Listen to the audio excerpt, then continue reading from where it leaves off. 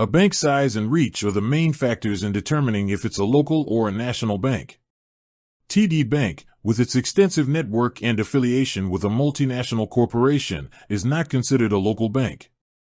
Local banks are generally smaller financial institutions that operate within a specific community, city, or region.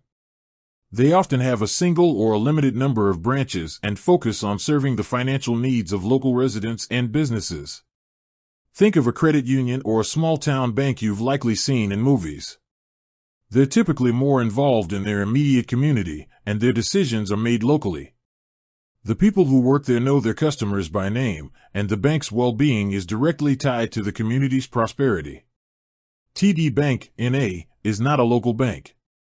It is the American subsidiary of the Toronto-Dominion Bank Group, a Canadian multinational banking and financial services corporation. TD Bank operates across the east coast of the United States, with over 1,100 locations in 15 states and Washington, D.C.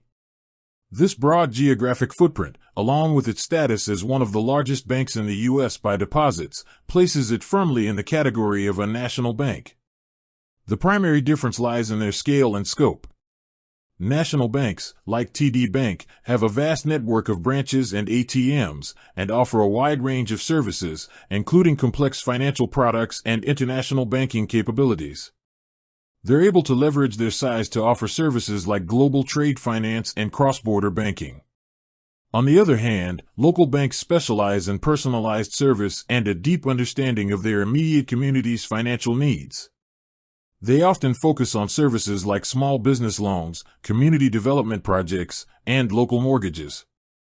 While a national bank may have a presence in many communities, its decisions and policies are typically made at a corporate level, not a local one.